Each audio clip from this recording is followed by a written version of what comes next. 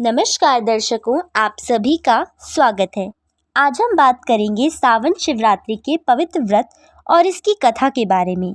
सावन का महीना भगवान शिव की भक्ति के लिए अत्यंत महत्वपूर्ण होता है और इस महीने की शिवरात्रि का विशेष महत्व है। तो आइए जानते हैं इस पावन व्रत की कथा और इसका महत्व।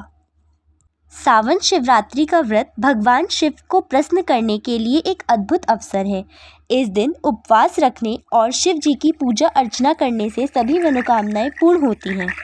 ऐसा माना जाता है कि इस व्रत के प्रभाव से व्यक्ति को धन, सुख और समृद्धि की प्राप्ति होती है और सारे पापों से मुक्ति मिलती है।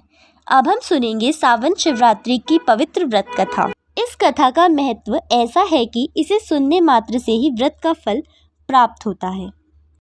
पौराणिक कथा के अनुसार वाराणसी के वन में एक भील रहा करता था जिसका नाम गुरुध्रुव था। वह वन में रहने वाले प्राणियों का शिकार करके अपने परिवार का पालन करता।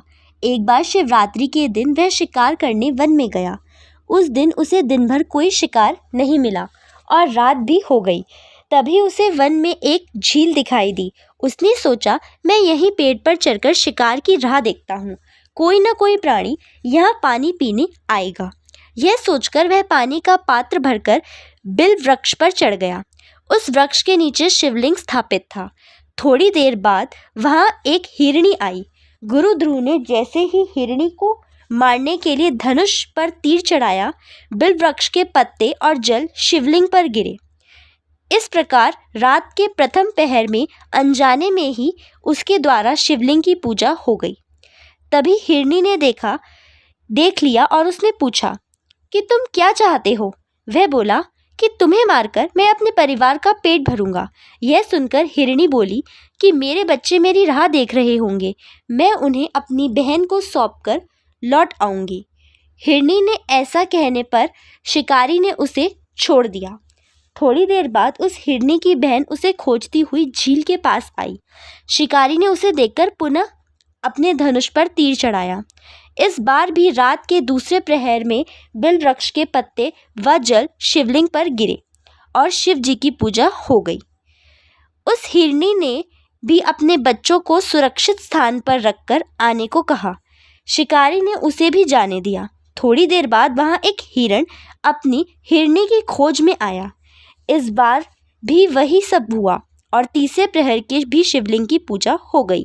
वह हिरण भी अपने बच्चे को सुरक्षित स्थान पर छोड़कर आने की बात कहकर चला गया। जब वह तीनों हिरणी व हिरण मिले तो प्रतिज्ञाबद्ध होने के कारण तीनों शिकारी के पास आए। सबको एक साथ देखकर शिकारी बड़ा खुश हुआ और उसने फिर से अपने धनुष पर बाण चढ़ाया, जिससे चौथे पहर के धनुष पुनः शिवलिंग की पूजा हो गई। इस प्रकार गुरुध्रुव दिन भर भूखा प्यासा रहकर रात भर जागता रहा और चारों प्रहर अनजाने में ही उससे शिवलिंग की पूजा हो गई। शिवरात्रि का व्रत संपन्न हो गया, जिसके प्रभाव से उसके पाप तत्काल भस्म हो गए। सूर्योदय होते ही उसने सभी हिरणों को मारने का विचार त्याग दिया।